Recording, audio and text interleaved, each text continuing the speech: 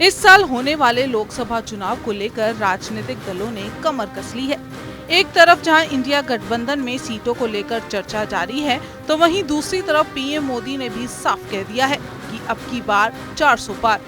लोकसभा चुनावों के साथ साथ इस साल के अंत तक हरियाणा में विधानसभा चुनाव होने वाले हैं और हरियाणा में सियासी उठापटक इस समय चरम पर है, जहां एक और कांग्रेस पूरे जोर शोर से हरियाणा में विधानसभा और लोकसभा चुनावों की तैयारी करते हुए संदेश यात्रा निकाल रही है। मनोहर सरकार की खामियों को जनता के बीच ला रही है, तो वहीं बीजेपी भी कांग्रेस की छवि बिगाड़ने में कोई कसर नहीं छोड़ रही। दोनों पक्षों से आरोप प्रत्यारोप की तलवारें निकल चुकी हैं और जंग का बिगुल लोकसभा और विधानसभा चुनाव के रूप में पहले से ही बज चुका है। ऐसे में हरियाणा में लोकसभा चुनाव की तैयारियों के बीच कांग्रेस आला कमान को 10 लोकसभा सीटों पर उम्मीदवारी के लिए 300 से ज्यादा आवेदन मिले हैं। मौजूदा 2 विधायकों ने इस बार लोकसभा चुनाव लड़ने की इच्छा जताई है। महेंद्रगढ़ से कांग्रेस विधायक रावदान सिंह ने महेंद्रगढ़ भिवानी लोकसभा सीट पर चुनाव लड़ने के लिए आवेदन किया है। वहीं नूंह के कांग्रेस विधायक आफ्ताब अहमद ने गुड़गांव लोकसभा सीट चुनाव लड़ने के लिए आवेदन किया है। वहीं इन 300 आवेदनों में कांग्रेस के कई बड़े दिग्गज चेहरों का नाम शामिल नहीं है, जो कि एक चौंकाने वाली बात है। आपको बताएं कि 10 लोकसभा सीटों में सोनीपत लोकसभा सीट में 80 से ज्यादा आवेदन मिले हैं, तो वहीं रोहतक में सबसे कम 3 आवेदन मिले हैं।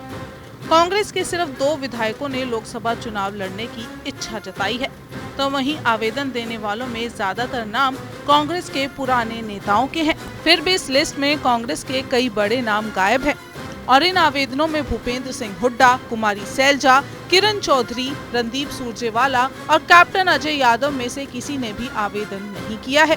मिली जानकारी के अनुसार पिछली बार गुरुग्राम से लोकसभा चुनाव लड़े कैप्टन अजय यादव ने नाराजगी जताते हुए अपना आवेदन नहीं भरा है। चलिए अब आपको बताते हैं कि हरियाणा के दिग्गज नेताओं ने लोकसभा के लिए नामांकन आखिर क्यों नहीं भरा। सबसे पहले अगर हरियाणा में कांग्रेस के बड़े चेहरों की बात करें तो पूर्व सीएम भूपेंद्र सिंह हुड्डा का नाम सबसे पहले आता है। इनके लोकसभा चुनाव न लड़ने की सबसे बड़ी वजह इसी साल हरियाणा में होने वाला राज्य विधानसभा चुनाव है। बता दें, हुड्डा ने पहले ही मीडिया में कहा है कि ये उनका आखिरी विधानसभा चुनाव होगा, इसलिए हो सकता है उन्होंने लोकसभा चुनाव के लिए अपना आवेदन न दिया हो। मगर इससे पहले 2019 में उन्हें सोनीपत से लोकसभा चुनाव लड़ाया गया था, लेकिन उनकी करारी हार हुई थी। अब बात करते हैं कांग्रेस में एसआरके गुट की पहली वरिष्ठ नेता पूर्व केंद्रीय सामाजिक न्याय और पर्यटन मंत्री कुमारी सैलजा की। तो उन्होंने गृह मंत्री अनिल विज के शहर अंबाला और हिसार में पार्टी को फिर से खड़ा करने में अपना महत्वपूर्ण योगदान दिया है, लेकिन अभी तक उन्होंने इसके लिए कोई आवेदन नहीं किया। इनके बारे में भी ऐसा माना जा रहा था कि वो इन दोनों सीटों में से किसी एक पर दावेदारी ठोक सकती हैं, लेकिन ऐसा नहीं हुआ।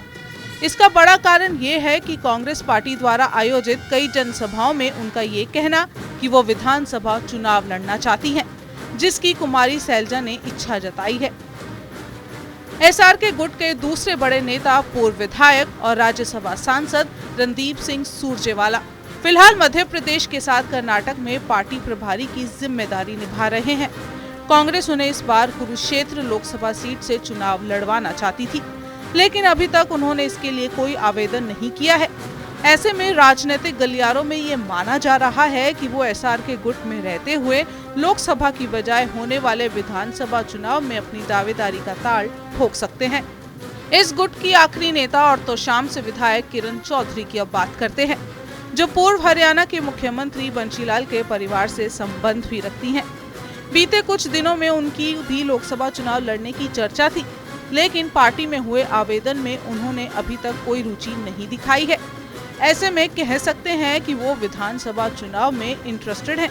अब हरियाणा में जबकि सीटों की संख्या मात्र 10 है, यानी अब गणित का फॉर्मूले के हिसाब से बात करें तो हर सीट पर 300 से ज्यादा के आवेदन के हिसाब से 37 आवेदन आए हैं।